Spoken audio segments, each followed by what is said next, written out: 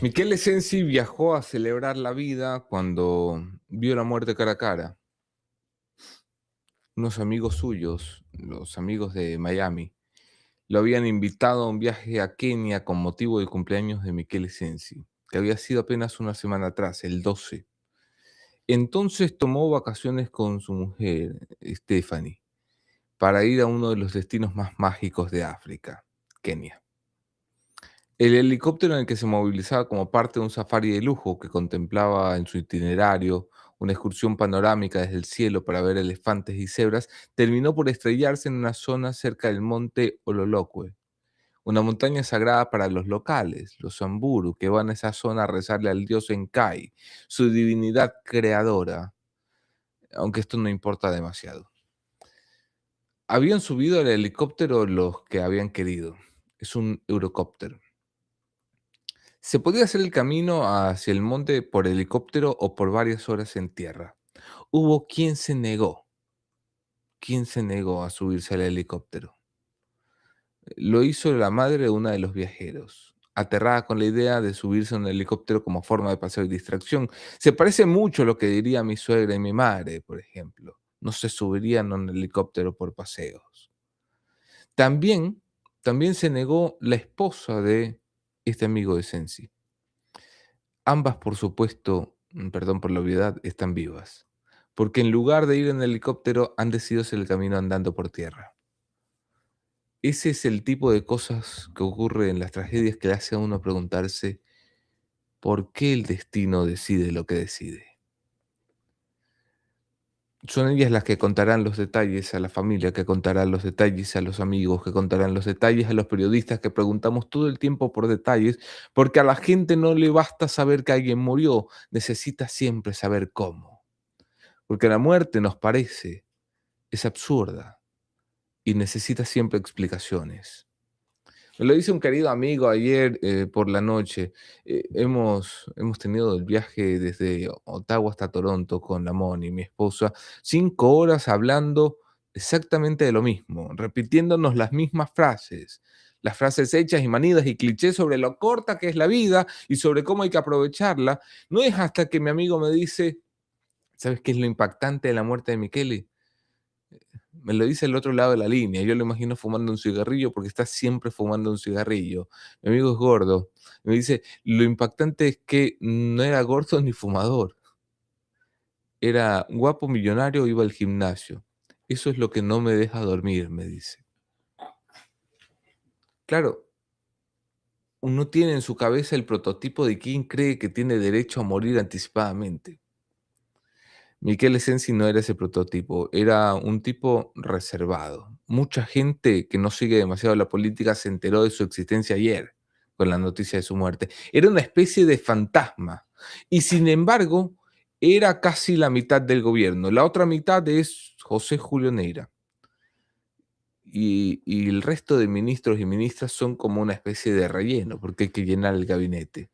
Sensi era el encargado de la inteligencia pero también de las cosas delicadas de la política.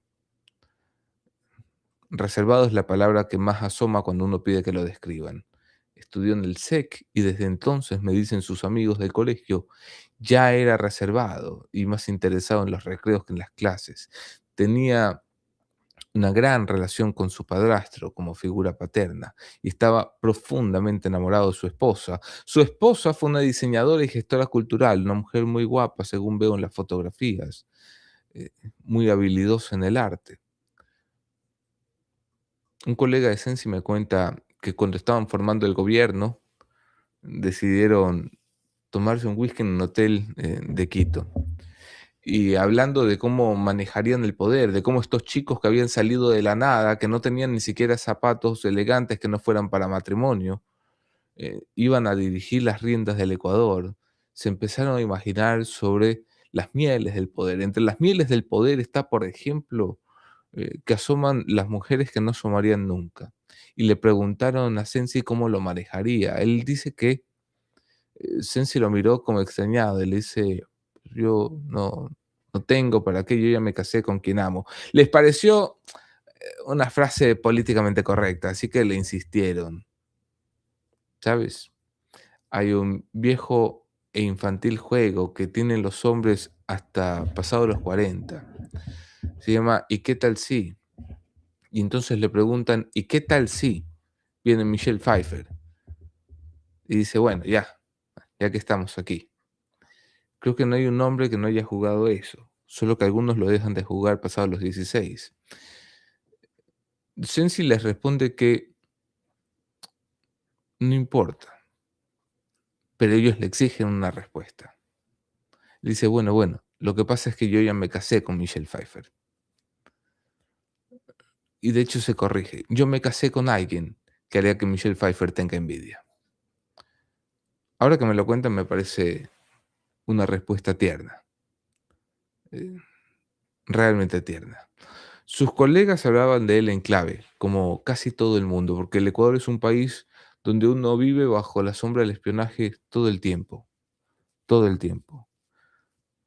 Cada tantos meses te llama un policía o un elemento del Centro de Inteligencia Nacional o un elemento del ejército y te dice, oiga, tenga cuidado con sus comunicaciones, que está prendido el aparatito.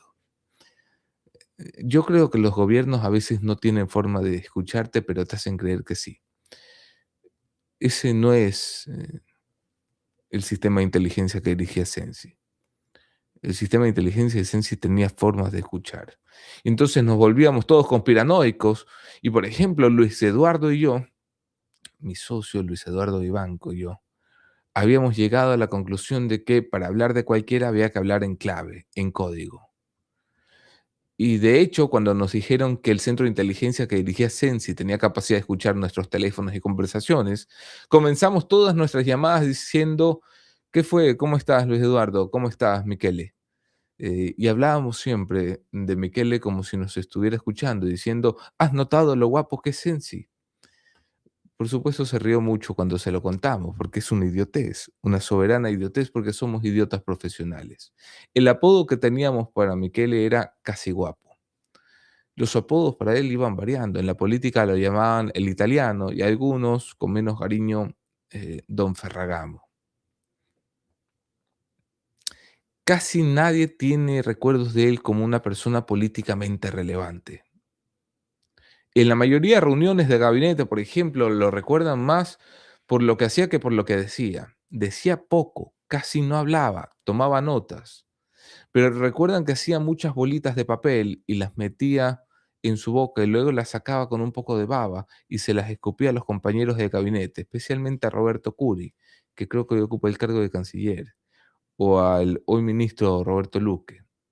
Y luego se pasaba el resto de la reunión serio y en silencio, y anotando lo que le parecía importante. No hablaba demasiado de su trabajo, tal vez por eso el presidente le confió el cargo de inteligencia, porque ese cargo viene con el defecto de evitar ser un bocón. Cuando lo nombraron momentáneamente ministro de gobierno, hubo quien dijera en el palacio que era un error, porque no se podía nombrar a un mudo como ministro de gobierno. Entonces, esto lo he contado brevemente, Michele Sensi decidió dar una entrevista. Fue la única entrevista que concedió como premier de la República, pero le exigió a los periodistas que le pasaran las preguntas por escrito antes de hacer la entrevista. Y por supuesto estos accedieron. No daba entrevistas porque sabía que no era bueno para hablar. La gente cree que era tonto porque hablaba poco, pero yo creo que solo alguien inteligente sabe que lo suyo no es hablar. La cantidad de tontos que se lanza sobre un micrófono todos los días como si fueran un bote salvavidas y ellos estuvieran en mitad de un naufragio. Nada de esto, sin embargo, importa hoy. En mi cabeza está todo el tiempo la edad de los dos niños de Michele, apenas mayores que mis hijas, las más pequeñas. Tienen 10 y 13 años y han perdido en un solo día a su padre y madre. Es, por supuesto, una tragedia cada vez más común en el Ecuador, la de niños que pierden padres.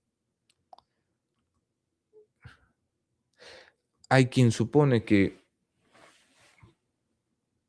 por ser Michele Sensi ministro del gobierno, tienen que estar sus hijos dispuestos a aguantar y a soportar toda la falta de humanidad que se puede volcar en redes. Porque lo que importa no son los niños, son los likes. Lo que importa es siempre tener una opinión que nadie te ha pedido sobre todo. Lo que importa es hacer el comentario más gracioso sobre la muerte de otro ser humano. Lo que importa es hacer política. Importa decirle que a ellos no les importaban los niños de las Malvinas y por lo tanto a ti no te importan los hijos de los Sensi. Todo esto se hace desde la comodidad de una computadora, detrás de una pantalla. Hombre,